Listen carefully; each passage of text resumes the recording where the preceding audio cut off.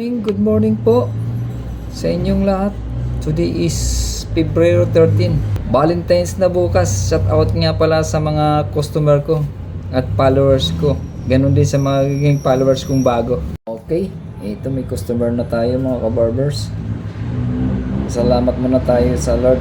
Thank you Lord sa lagi nating pasasalamatan si Lord sa mga blessing na ating nakakamit sa buhay. Okay, krukat nga pala ang gupit natin sa kanya.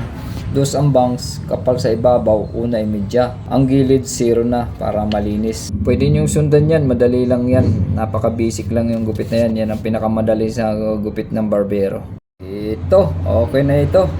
Ito na ang finishing ng gupit natin. Malinis at mapresko. Ito ang gusto niyang gupit. Mainit na daw kasi. Okay. Thank you for watching.